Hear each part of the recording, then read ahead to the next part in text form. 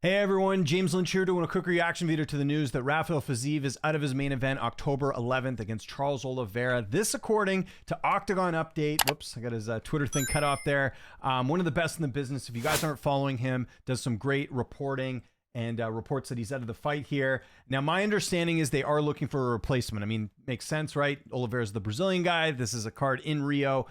This was a pretty big main event for a fight night, if you think about it. You know, could be a blessing in disguise for Charles Oliveira. Honestly, I think I speak for a lot of people where I didn't like this matchup for him, especially with him getting knocked out by Ilia Topuria back in July. Bummer for Fiziev. He's had a number of injuries, number of layoffs and stuff. So, you know, I feel for him. But Charles Oliveira at 35 years old, this could have been a really tough fight for him to win and to come back and try and make a run again or try and, you know, be at the top of the division by fighting Fiziev, who's, we know he's got some knockout power. So we'll see who they end up bringing him in. Now, doing kind of a process of elimination here, I'll kind of give you my thoughts on who I think they could replace him with or what fight I think makes sense. So obviously, you know, Ilia Topuria is going to be fighting someone soon. We'll see what happens there. I would think, you know, my prediction is Topuria will fight on that Paramount card next year. I think that makes a lot of sense. You've got Arman out there at the time of recording this. You said a grappling match today. You know, I wouldn't mind Arman taking this fight for the simple fact that, you know, Arman needs to compete. He actually hasn't fought since against Oliveira in April at UFC 300.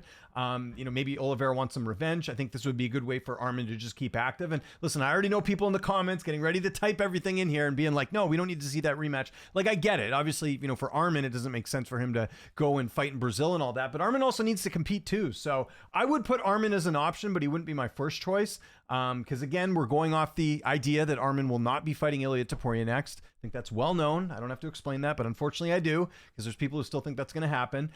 Max Holloway fighting Oliveira in Brazil. Don't think Max is going to do that as a veteran, come down and take that fight, although you never know. And Max already has a win over Charles Oliveira, although that was at featherweight. So I'll probably disqualify Max from this as well. Not going to disqualify Arman. It's a possibility. And then you got Gaethje. Hey, Gaethje wants to get some revenge, get that win back over Charles Oliveira. Maybe he does it. I think Gaethje still thinks he's getting the title shot next, and maybe he does. You know, my money's on Paddy Pimblett. I think Paddy Pimblett's going to end up fighting Topuria next year, but you never know. So maybe Gaethje does that, but probably not. Again, a veteran. Is he going to want to go all the way down to Brazil and take that fight? Probably not. You got Dan Hooker. Is Dan healthy? Like, I don't know. We heard, you know, rumblings about him fighting Arman. Again, I don't think that fight with him and Arman is actually official right now. Let's have a quick look. I know there was talks about that. I think Red Corner MMA was the one that had the news. Yeah, so it's not 100% official there. And then keeping going down the rankings here, you got Gamrot. I think this is the fight. I think Gamrot is the safe bet, assuming he wants to take that fight. If you're Gamrot, though, why wouldn't you take this fight? This is a high-profile matchup for him.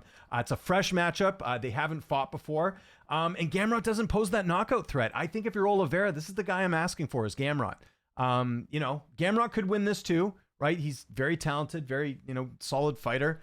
How old is he, though? I want to say he's a little bit younger than Oliveira here. He is 34, so not by much, right? And if you're Gamrot, it's kind of the forgotten lightweight. I hate to say it. I mean, the UFC doesn't seem to put him in big opportunities here. I think he'd win a lot of people over here by, you know, taking this fight. I think Gamrot's the fight. That's the fight I would pick here, just for the simple fact that Gamrot doesn't have the threat of the knockout. Yes, he has knockout wins. He's only got 8 of them, though, in his career. He's typically going the distance most of the time. When was his last knockout win? I'm not going to count the Fiziev fight because that was more of an injury. But you got to all the way back to Scott Holtzman the last time he had a real, like, TKO finish. Although I guess the submissions to the strikes. Maybe Diego Ferreira. Diego Ferreira, I guess, was the last one that he had as far as like a TKO KO. But I think that makes more sense. I like this fight actually better than Fiziev, just for, you know, Oliveira's sake. Because I didn't like the fight for, you know, with him and Fiziev for the simple fact that Fiziev's got some pretty good power. Could probably knock out Oliveira in that spot. So there's that. And then if we keep going down, you got Dariush, Fiziev. Obviously, Fiziev's out. Moicano could be an option too. Does he step up? That would be a good main event for Brazil. Moicano and Oliveira. I would throw Moicano's name in there too as an option. Because he hasn't fought since he lost to Dariush in his last fight. That's right. So, yeah, I mean, it's coming off a loss, but that could make sense. Michael Chandler, we already saw that. Benoit Saint-Denis kind of fits in that Fiziev category, and I don't really see much of an upside for Oliveira taking that fight. I'd be a little bit worried about Saint-Denis getting that. Grant Dawson, I understand, is out for a bit, and Rufi just lost in brutal fashion. So, yeah, I think if we're looking at realistic options here for Oliveira and who he could fight, because, again, we're going under the idea that Oliveira will stay on this card, I think your realistic options here would be Gamrot and Moicano. I don't think Arman, maybe the UFC gives him that fight, but that was Arman's last fight. So it's like, what's the point in doing that again? Although that was, you know, it ended up being was a split decision, right? even though I thought Arman won that. But if you're Arman, I put Arman as an option too. So if I had to do a hierarchy of the fights I would want to see as a replacement, I would go Gamrot first, Moicano second, Arman third. It's more of just keeping Arman busy and active. I know he's competed in grappling, but just get in the cage. Like he hasn't been in there since April. And then I'd say some long shots would be Max Holloway and Justin Gaethje, and maybe Hooker. But again, I don't know Hooker's health right now. So those are the options I would look at. But I'm fairly certain they'll be able to keep Oliveira on this card. We're less than a month out. We'll see.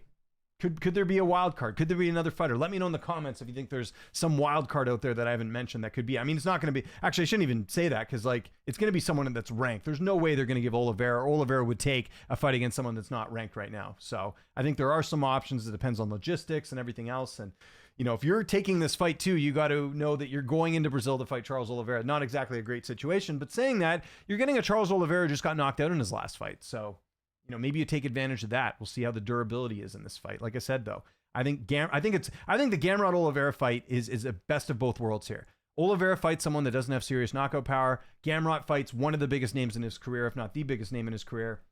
I don't see an issue with that whatsoever, right? What's Gamrot been up to the last couple of fights? He beat Klein, lost the split to Hooker in a fight that could have gone either way. He has a win over Fiziev. Granted, it was an injury. And Dos Anjos. Yeah, that's the fight. That's the fight to make right now. Gamrot, Oliveira, that's the fight to make. Now, if this was a pay-per-view, obviously there'd be a little bit more urgency to maybe put. Actually, I shouldn't even say that because this is a main event. I think there is urgency to keep him on the card. How would an Oliveira Gamrot fight go? And if I was to cap that, how would that go? I would go Oliveira as the favorite slightly. I put Oliveira at what was Oliveira going into this fight actually? Let's have a quick look here on the betting lines. Quick look. So Oliveira came in at, as we're getting the stupid verification thing, go to this website all the time. Why are you verifying who I am? Doesn't make any sense to me. Oliveira was, they don't have odds, or maybe they don't. Yeah, they don't have odds for the fight. I mean, Fiziev is going to be the favorite. I don't think there was a question about that.